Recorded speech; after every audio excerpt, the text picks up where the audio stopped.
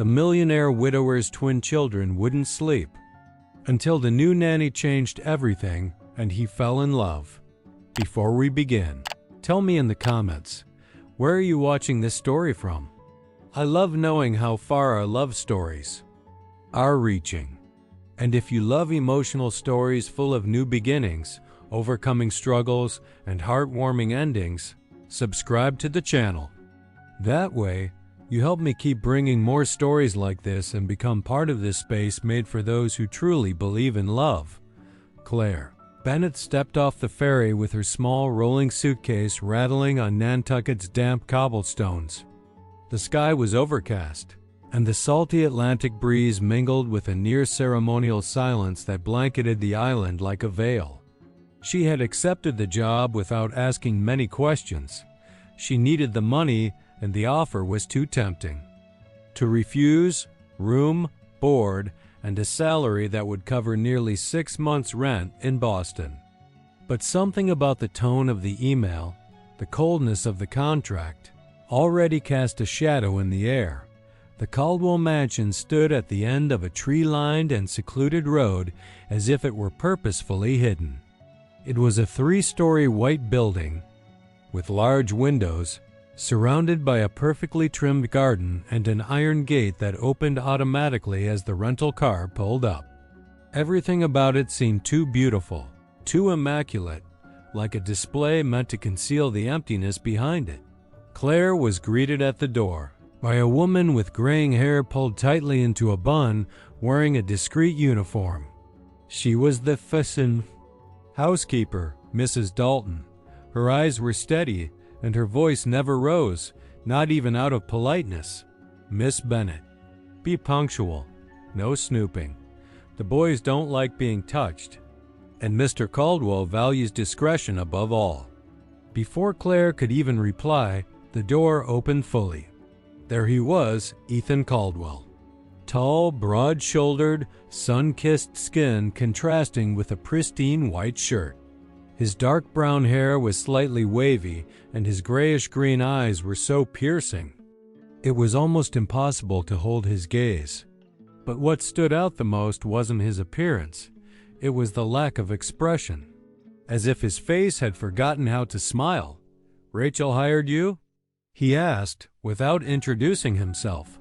His voice was firm, deep, almost indifferent. "Yes, sir. I came through the agency. You'll take care of Henry and Samuel, nothing more. Meals are regulated, schedules are strict, and I don't tolerate attachment. They don't need another mother. Just order." Claire nodded, swallowing hard. "Understood." He turned and walked up the marble staircase, disappearing down the hallway as if she were invisible. Upstairs, the boys' room was large, airy, and decorated in neutral tones. Everything was in place.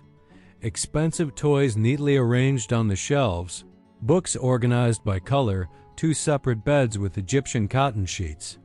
But inside, the silence was sharp.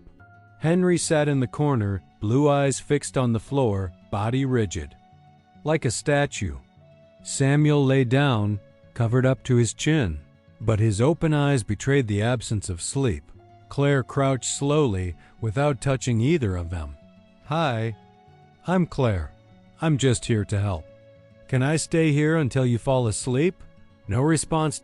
She didn't insist. She just sat in an armchair by the window and stayed. Minutes passed. Then, suddenly, Henry murmured without lifting his eyes, "Are you going to leave too?" Claire felt a lump rise in her throat. "Not tonight." At 3 in the morning, a scream shattered the silence. Samuel had gotten out of bed, trembling, eyes wide. Claire ran to him, but the boy instinctively backed away, pressing himself against the wall. "It's okay. It was just a nightmare," she said with the calmest voice she could offer. Henry, on the other side of the room, started to cry quietly, muffled into his pillow. Claire sat on the floor between them. She didn't touch them. She just began to sing a soft tune that reminded her of her own childhood, a melody her adoptive mother used to sing on cold nights. Little by little, The crying faded. There was no deep sleep, but at least there was some rest. In the dark hallway, Ethan watched through the crack in the door. He said nothing, just took a deep breath as if feeling something long forgotten. Guilt. The next morning, Claire woke up before sunrise. The sky over Nantucket was still a dull gray, and the mansion's windows reflected the cold within. The whole house seemed to be holding its breath, as if it feared any sound out of place. She walked silently through the second-floor hallways, trying to get a feel for the routine. But something was bothering her. The twins' bedroom doors were locked from the inside. Lights on. Absolute silence. Later, while putting away some clothes in the hallway closet, she found a slightly open drawer with a forgotten envelope inside. The yellowed paper was folded and had no sender. Curious, she opened it. It was a brief note, hastily scribbled in shaky handwriting. "You won't last. I tried, but they don't sleep. And their father feels nothing." Claire swallowed. Hard, the note trembling between her fingers. The silence in that house now felt heavier, as if it were about to collapse on top of her. Throughout the day, the twins barely spoke. Claire tried to make conversation while putting together a puzzle on the playroom rug. Henry pretended not to hear. Samuel scribbled in a notebook, emotionless. Neither of them looked her in the eye. That night, before going to her own room, Claire went up again to the twins' hallway. The lights under their doors were still on. She approached quietly, barefoot, so as not to startle them. Rested her head against Henry's door. Heard fast breathing. They were awake. She sat down on the floor in the hallway, leaning her back against the cold wooden wall, and stayed there in the dark. She thought about leaving. Thought about everything she had already faced in life, foster homes, temporary jobs, goodbyes that hurt even when she pretended they didn't. Then she took a deep breath, closed her eyes, and began to sing. It was a soft song, almost whispered in a low lullaby tone. Not just any children's tune, but a melody from her own childhood, one she saved for moments of pain. Her voice came out shaky at first, then steadied. "Close your eyes, little star. Even night knows who you are." She repeated the verses 3 times. Then silence fell again. But it was a different kind of silence. One that didn't cut. One that embraced. The next morning, while serving breakfast, Mrs. Dalton looked at her for a few seconds longer than usual. "They slept," she said plainly. 3 hours straight. That hadn't happened in almost 2 years. Claire lowered her eyes to her teacup, hiding the lump in her throat. Maybe it just took someone listening," she murmured. While setting the table, she noticed a small drawing left next to the toaster. 2 boys and a woman with long hair sitting under a starry sky. There was no signature, but she knew exactly who had drawn it. Ethan appeared shortly after, gray suit, tired eyes. He grabbed his coffee and was about to leave without a word, as he always did. But this time, he paused at the door, looked at Claire, then at the drawing. "They drew this?" Claire nodded, without smiling. "Seems like they slept better." Ethan looked at her a moment longer than usual, but said nothing. He simply turned and left, leaving behind the smell of coffee and a question in her chest. How long was that man going to keep running before he realized he was losing everything he still had? That night, Claire returned to the hallway, with the forgotten note still hidden in her pocket, and the certainty that, even without promises, even without applause, something was already changing, slowly, but it was, that night. Claire once again sat on the hallway floor, leaning between the twins' bedroom doors. The soft melody escaped her lips like a prayer. The steady rhythm of the routine seemed to be working. Henry and Samuel were sleeping for longer stretches, and though they still woke in the middle of the night, they no longer screamed. But with better sleep came something else. The boys began to speak, just a little and in whispers, always to each other, thinking she couldn't hear. One afternoon, while picking up toys in the playroom, Claire heard Henry quietly say to his brother, "She doesn't know about Mommy in the mirror." Samuel replied without moving his lips, "Sure?" "Daddy said we're supposed to forget." Claire froze, a teddy bear in her hands. She didn't want to interfere, not in that moment. But unease swept over her like a cold breeze slipping through a cracked window. It wasn't the kind of thing a child imagined. Something was hidden there, and it felt untouchable. The next day, she decided to pay closer attention to the household's habits. She watched Ethan's silent routine, always immaculate, always in a rush. But what intrigued her most was a specific pattern.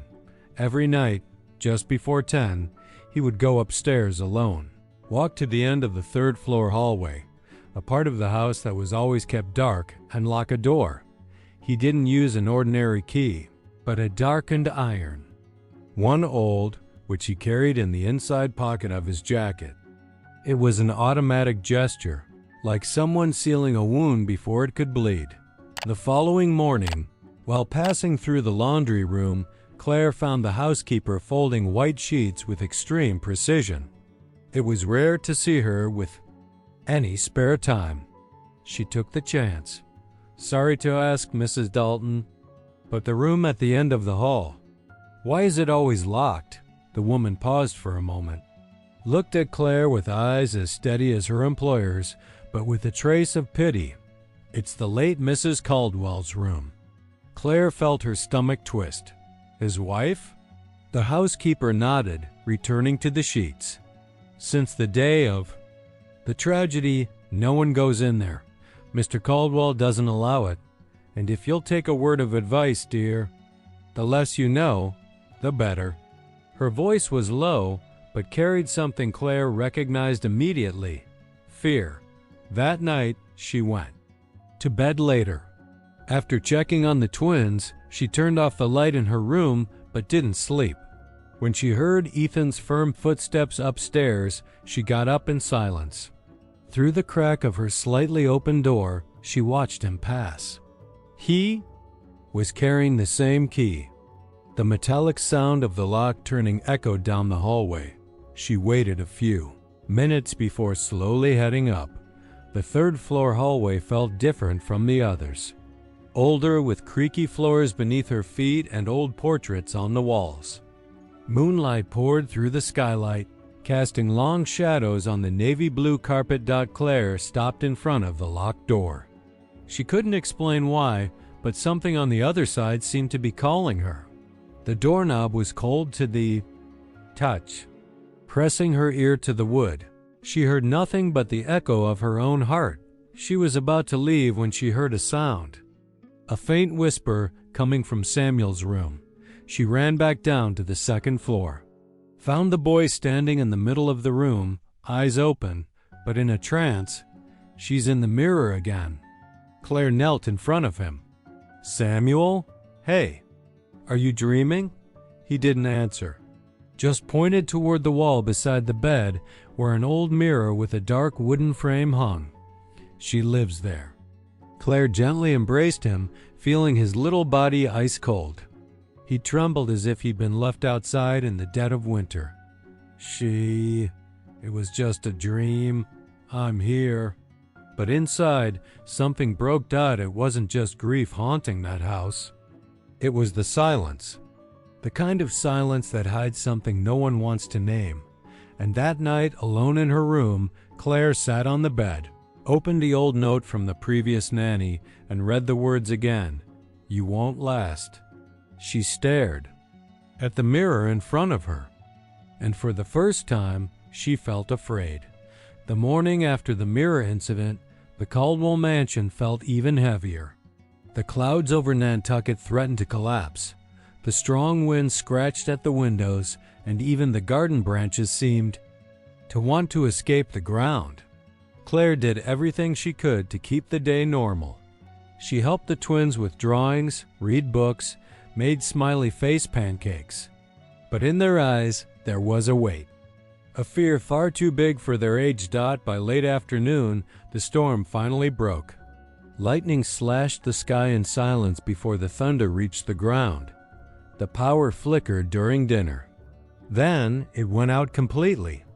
The mansion sank into darkness. Claire, who had grown up in homes where fear was the only constant, took a deep breath. She knew the worst part of the dark for a child wasn't the dark itself. It was being left alone in it. She ran to the hallway closet, found a box of candles and an old lighter. She climbed the stairs slowly, guided only by the faint glow of her phone. In the twins' room, Henry was under the bed. Samuel was curled up in a corner with his hands over his ears. "It's me," Claire said, lighting a candle and placing it on the dresser. "I won't let anything happen to you." Samuel cried silently. Henry trembled. She took a breath, pushed the beds to the center of the room, piled all the blankets and pillows on top, and draped a sheet over the chairs, building a makeshift tent. Inside, the candlelight danced as if it too were afraid, but still held on. "Come on," she said, arms open. "Tonight we're camping in here. Just for one night. And tomorrow, it'll feel like a silly little adventure." They hesitated. But slowly, one at a time, they crawled into the tent. Claire tucked them in gently, sat between them, still shivering, and began to sing. It wasn't the same song from the night before. This one was lighter. The chorus repeated a simple promise: "I'll stay, I'll stay. Even if the wind blows everything away, I'll stay." Henry rested his head on her shoulder. Samuel gripped her arm with his tiny hands, as if she were the only anchor in a stormy sea. She kept singing, even as her voice faltered. On the other side of the slightly open door, in the dark hallway, Ethan watched without Claire noticing. He had been standing there for minutes. He had no idea she sang, had never seen his children so quiet, so close to someone since that last night with his wife. His eyes, usually unreadable, were glassy. His fists clenched, as if something inside him was being torn loose, something he had buried deeply. He didn't come in, but he didn't leave. He stayed. And he listened. The next morning, sunlight burst into the house like an unexpected invasion. Claire woke up with the boys still asleep on top of her and a gentle warmth filling the room. The power had come back.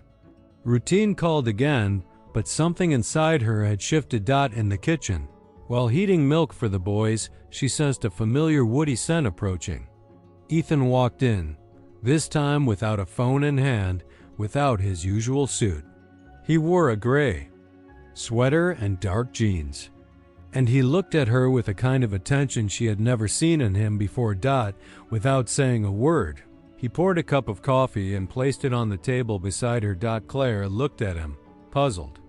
"Do you want coffee too?" she asked, surprised. He hesitated, then nodded, sat across from her, looking at her for exactly 2 seconds. 2 full seconds, long enough for her to realize the wall was cracking. "Thank you," she said quietly. Ethan looked away, grabbed his cup, and walked out without saying another word. But in that moment, Claire knew something had begun to change. She just had no idea what price would come with it.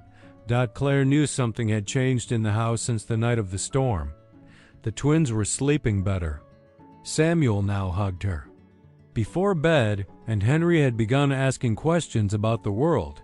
Timid, brief, but questions nonetheless. Ethan, on the other hand, kept his distance. Quieter than usual, but with eyes that discreetly followed her through the hallways, as if watching a crack form inside himself.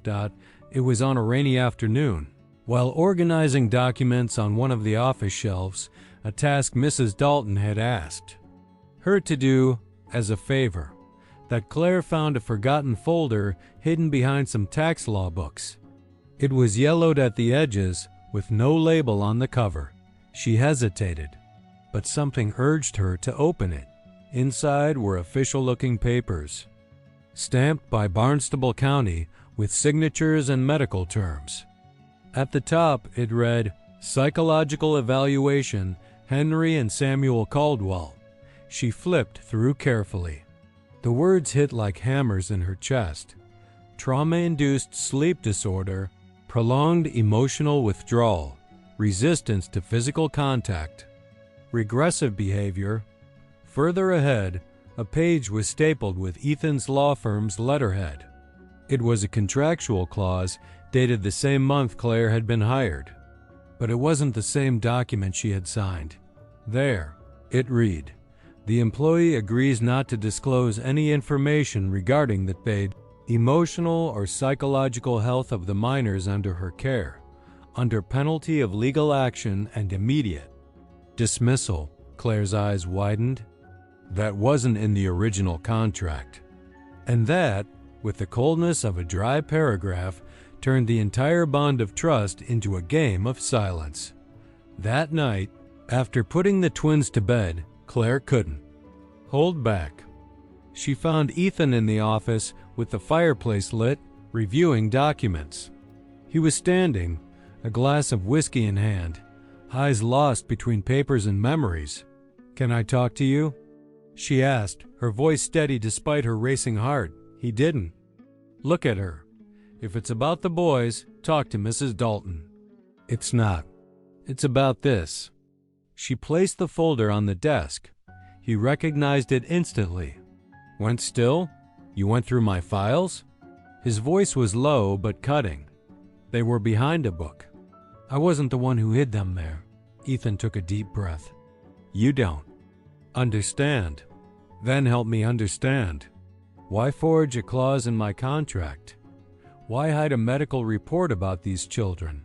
Why keep everything locked away in silence like nothing ever happened?" He set the glass down on the mantel and finally looked at her. "Because I won't let them take my children from me." Claire felt the weight of the words sink like a stone in still water. "Who tried to take them from you?" He walked to the window, watching the rain hit the glass. "After she died, they stopped talking, refused to eat, to sleep. The school called. The pediatrician recommended an evaluation. And suddenly, social workers started knocking on my door, asking if I was emotionally stable enough to be a father." Claire swallowed hard. "And you thought it was safer to hide everything?" Ethan turned, his gaze hard again. "Do you know? What happens when a judge thinks a wealthy, widowed, emotionally unstable father might endanger the well-being of 2 orphan children? They send them to state therapy, commit them. And if they think it's best, they can even place them in temporary assisted adoption." A chill ran down Claire's spine. "But they have you. And you love them, even if you don't know how to show it. Why hide that instead of asking for help?" He let out a humorless laugh. "Help is for people allowed to fail. And I can't, not with them, not after what happened." Claire stood there, frozen between the folder and the fire. She wanted to hold him, but something in her knew it wasn't the time. "Not yet. You don't have to keep doing this alone, Ethan." He looked away. The wall was cracking, yes, but it still held. That night, Claire returned to her room with a heart in conflict. For the first time, she didn't know if she remained in that house out of empathy, or because of something deeper, more dangerous. Something she never thought she deserved. But when she opened the bedroom door, she saw a drawing taped to the wall by the twins. It was her, the 2 boys, and Ethan, all holding hands. His wall was cracking. But so was hers. The days following the confrontation in the office were filled with cautious silence. Claire kept her routine with the boys, and Ethan continued with his strict schedule. But now, there were pauses, small pauses, lingering glances, gestures of presence. Sometimes he watched the twins playing in the garden, and his eyes, once hard, looked more human, almost fragile. That night the sky was clear, but the air felt heavy. Henry had been restless since late afternoon. He refused to eat dinner, whimpered for no reason, and curled up on the couch. While Samuel tried to distract him with building blocks, Claire sat beside him, gently stroking his blonde hair. "Do you want to tell me what happened, Henry?" He shook his head, but his eyes trembled. "It hurts here," he whispered, pointing to his chest. "It's tight. I can't breathe." Claire felt the ground vanish beneath her feet. She picked him up, held him close, and carried him to the bedroom. "You're not alone. Breathe with me, like this." She inhaled slowly, placing her hand over his chest. Henry tried, but the air kept slipping away. He started to writhe, crying, with his eyes shut. "It's okay. I'm here. Nothing's going to happen. Listen to my voice." Samuel appeared in the doorway, distressed, unsure what to do. Claire calmed him with a gesture and turned back to Henry, who was now trembling all over, as if fighting something invisible. She pulled him tighter to her chest, wrapped him in her arms, and began to sing, the same melody that had lulled them during the storm, but now slower, more urgent. "I'll stay.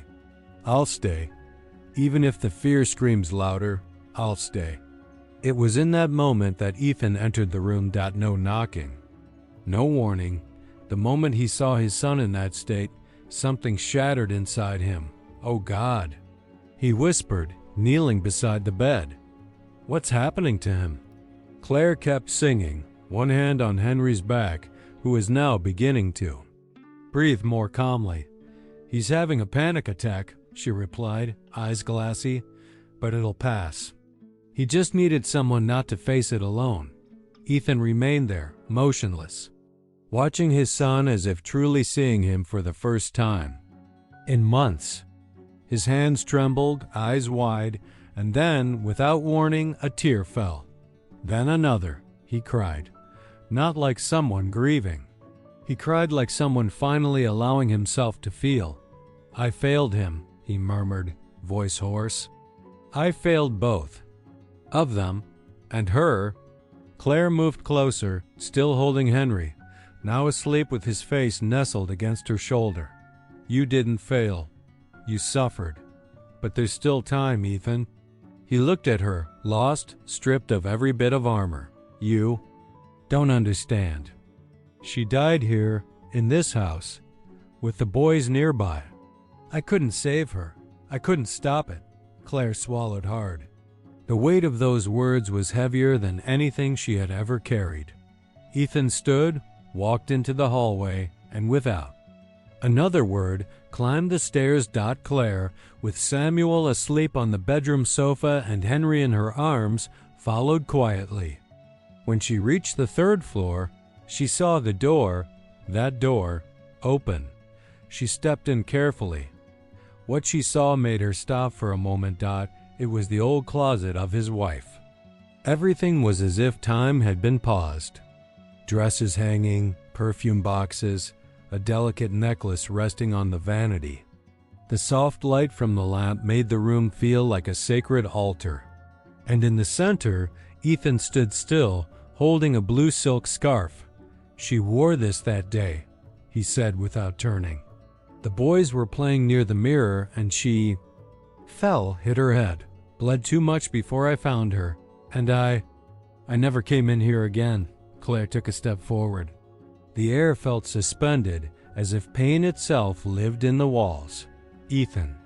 He turned slowly, eyes red, face weary, vulnerable. "I can't let go. If I erase all this, it's like she never existed." Claire stepped closer, bare feet sinking into the soft carpet until she stood inches from him. "You're not betraying her memory by letting the boys live. She lives in them, and they need to breathe with you." He lowered his gaze, defeated by his own grief. "How do you do it? How can you stay?" Claire didn't hesitate. "Because I know what it's like to lose someone and still wake up every day. And because, for the first time in my life, I don't want to run." In the dim light of the closet, Something finally gave way. It wasn't just the tears. It was the past. Making room for a new beginning. Night fell over Nantucket like a veil of mist and silence. Summer was already saying its goodbyes, and the wind carried the coolness of August with the scent of sea and damp leaves. In the Caldwell mansion, the second-floor hallway remained dim. The bedroom doors slightly ajar let out soft breaths and the lingering melody of peace. Claire couldn't wait. The twins had begged her to stay just a little longer, just until they fell asleep, just until the fear went away.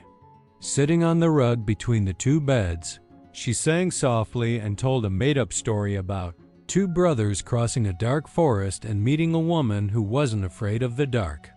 Before she realized it, Henry was already asleep with his head in her lap, and Samuel had grabbed her hand like she was the only certainty he knew. Claire leaned against the wall, pulled a folded blanket from beside the armchair, and spread it over the three of them. Her eyes, tired from the past weeks, didn't hold out. She fell asleep right there, in silence, with her heart warmed in a new, indescribable way. That's how Ethan found them. He had come up quietly with his tablet in hand to answer some late emails and saw the door slightly open. He stopped, took 2 steps forward, and froze. There they were. Claire, barefoot, hair loose around her face, asleep between the 2 boys. Samuel held her hand tightly. Henry hugged her arm like it was a blanket. The 3 of them, cradled in a fragile peace, looked like a unit he had avoided building for years. A home. Ethan felt a lump in his throat. The image was simple and devastating. He stepped in silently, grabbed a blue wool blanket from the dresser, and gently covered the 3 of them. His fingers brushed Claire's shoulder for a second longer than they should have. But she didn't wake up. He stayed. A while longer, just watching. The next morning, the sun still struggled to pierce the clouds when Claire woke to the sound of the garden being watered. As she opened her eyes, she realized she had slept between the boys all night. She got up, slowly covering them again. Before she could head to the kitchen, she heard Ethan's low voice behind her. "I need to show you something." Claire turned, surprised. He looked different. He wore a light shirt with the sleeves rolled up and white sneakers. His gaze was calm, but heavy, like someone who had made a decision without knowing if it was the right one. She nodded without asking, followed him through the back of the house to a secluded garden surrounded by ivy and tall hedges. The path stones were damp, and the wind tossed her hair while the sound of the leaves whispered something ancient. As they passed under a wooden arch covered in vines, she stopped. There it was, his wife's old garden. It was a small space but enchanting. A rusted white-painted iron bench, old roses in bloom, faded lavender pots, and a moss-covered marble statue. In the center, a tree had been planted, with a small metal plaque at its base, Emily Caldwell. 1987 to 22-1. Claire felt her chest tighten. She used to come here when things got hard, Ethan said, voice rough, and I never managed to come back, until now. Claire gently touched the plaque. It's beautiful here. Ethan stayed, silent, then stepped closer slowly. You brought light back into the house.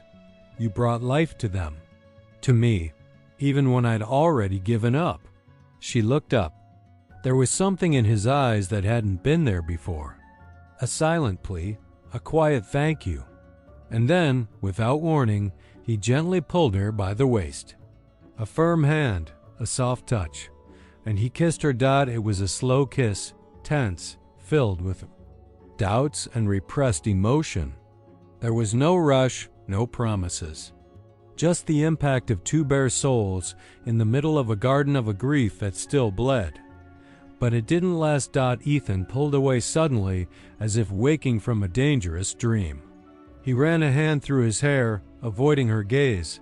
This can't happen, he said, breathing deeply. Not with someone who works for me. Claire didn't move, her face flushed, lips parted. her heart racing. Ethan? But he was already walking back to the house, as if the weight of his own rules was stronger than what he just felt.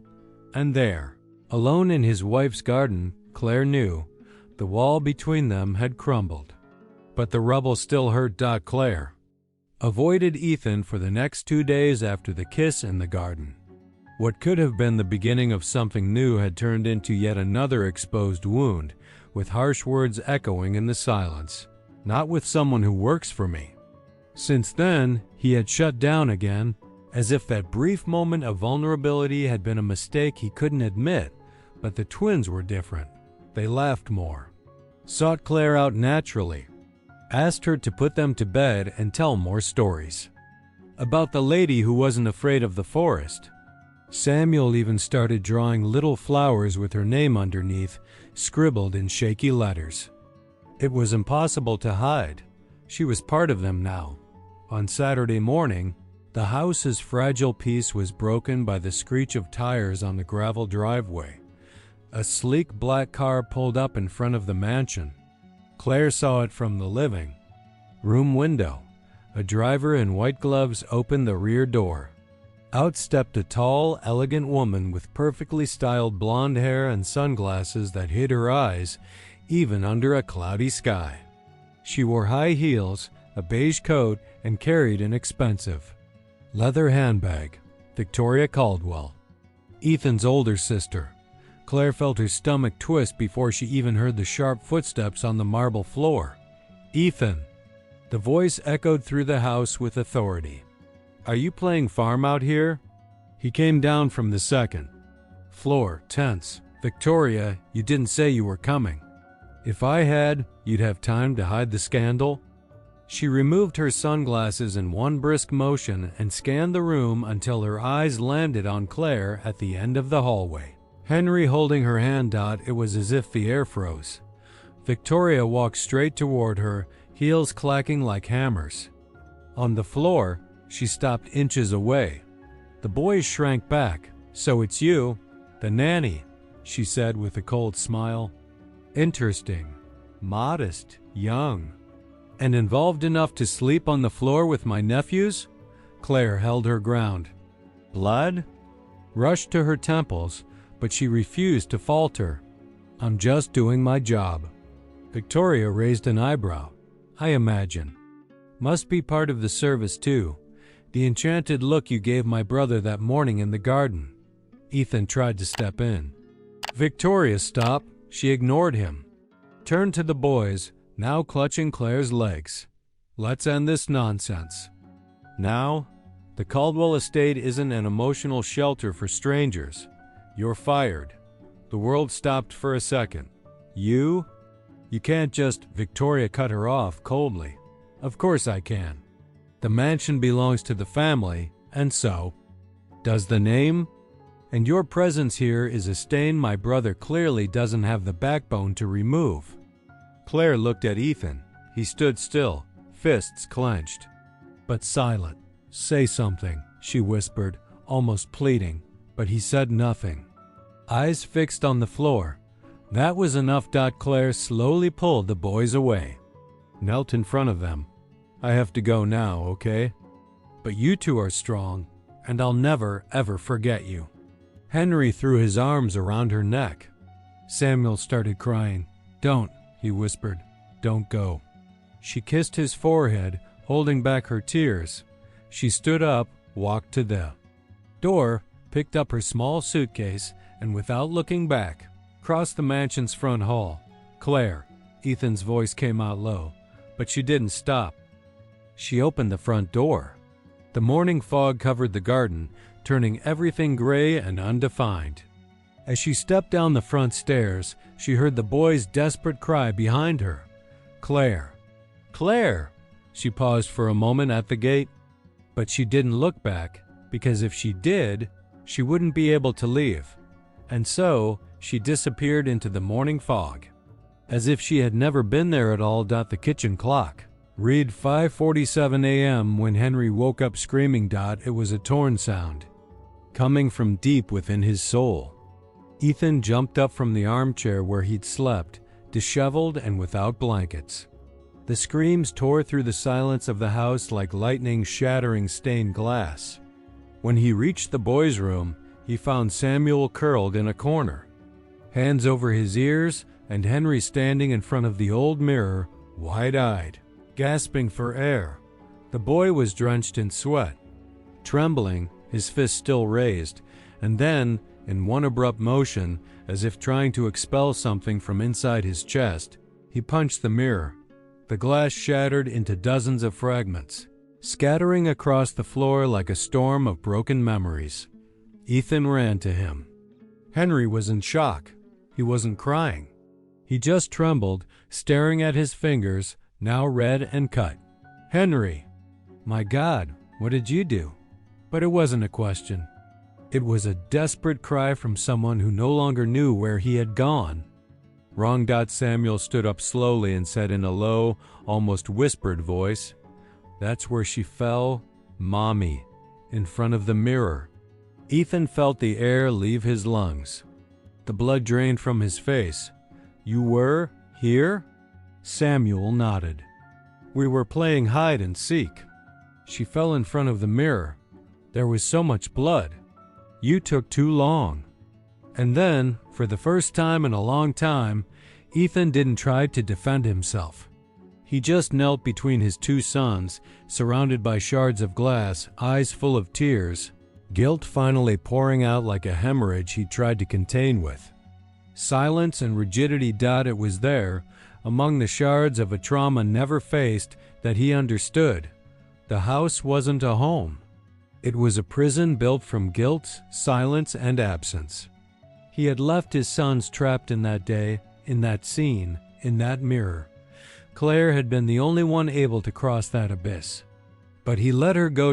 Ethan closed his eyes, took a deep breath, and made the only decision that made sense that afternoon. Under a heavy gray sky, he left the mansion for the first time without a suit, without a driver, without protocol. Just him, his car, and the late hope of finding someone who had left with everything that still meant something in that house. He searched the old paperwork from Claire's contract, found an address once used for agency correspondence. It was a public clinic in a small town about 2 hours from the island. He drove without thinking. Every curve of the road felt like another living memory of what he had destroyed. The drawing taped to the wall of the four of them holding hands. Samuel's first smile in months.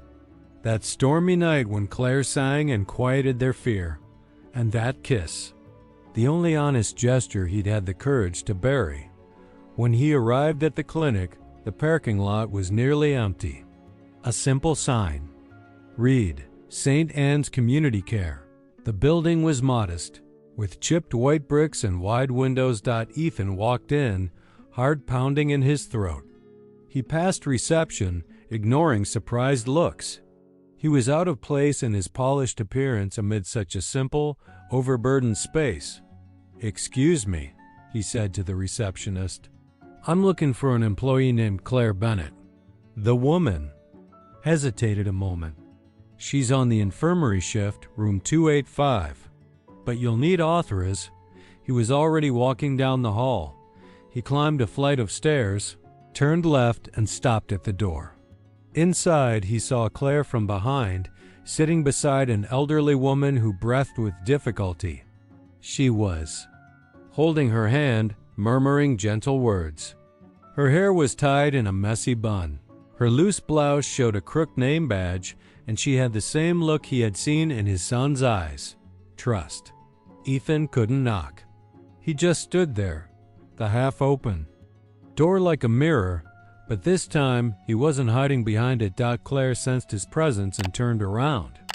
When she saw him, she froze. Time seemed to slow.